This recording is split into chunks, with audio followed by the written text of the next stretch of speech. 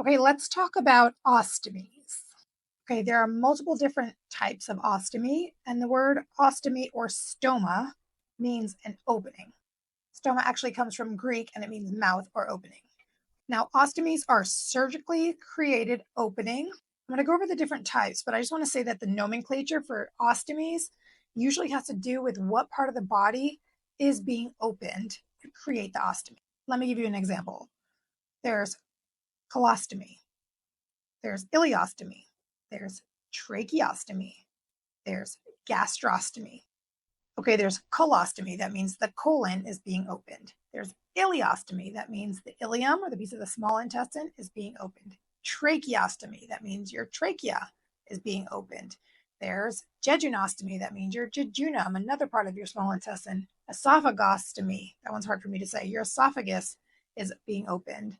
And then there's gastrostomy, your stomach. Okay, how does this relate to colorectal surgery? There are many reasons why somebody could require a colostomy or an ileostomy, so I won't get into the why, but I'll just tell you what they are.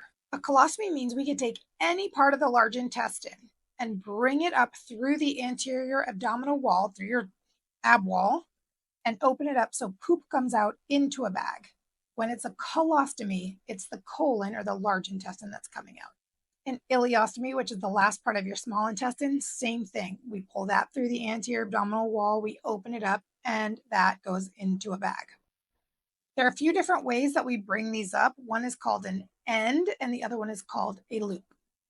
An end ostomy means that the intestine is divided, and there's essentially a stump left inside the abdomen, and the ostomy is brought up through the abdominal wall. A loop ostomy means that the intestine is still in continuity. We haven't divided it, and only a portion of that intestine is brought up and open to the abdominal wall.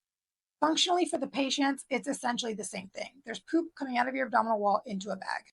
These can be permanent or they can be temporary. The type of surgery you have to reverse these ostomies really depends on why you got the ostomy in the first place and what kind of ostomy it is. Is it an end or a loop? Lots of questions I get. Number one, if poop is coming out onto my skin, can I get an infection? Great question, but it is very, very, very rare that somebody gets an infection at the ostomy site. That is because the stool is coming out above the skin and being captured into the bag. Question number two, can I work with a stoma? It really depends on what you do. If you have a desk job, yes, you can. Even people that work in construction and things like that, yes, you can. You need reasonable accommodation so that if you need to empty your bag or the bag comes off, that you have somewhere private to be able to put that bag back on. But it generally should not limit your ability to work. Here's another one. Can I go swimming? Yes, you can. There are specific bathing suits that people will wear. There are waterproof covers that people can put on there as well. Here's another one. Can I go scuba diving? I recently had a patient ask me this question, so I learned it myself, and the answer is yes. Patients with ostomies, especially patients with a permanent ostomy or a long-term ostomy, they get to know their bags so well that they often teach me, they teach us, the healthcare providers, about how best to take care of them. And a lot of the best education I've gotten is from patients and their experience with their ostomy bags. One last thing I'll say that I tell patients, I do not like putting ostomy bags on patients' abdominal walls. It is a huge life change for them.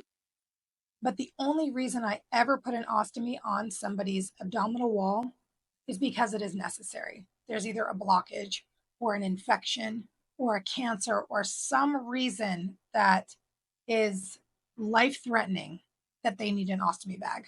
One of my favorite operations to do is actually reverse these when they are reversible. If you're in the Houston area and you've got an ostomy, you need it reversed, or you want to talk about it, come see me. I'm in the Heights. If you have any questions, otherwise you're not in Texas and you can't come see me in my office, check out secondscope.com, 2ndscope.com. I offer virtual consultations and education regarding colorectal surgery problems, and I'm happy to talk.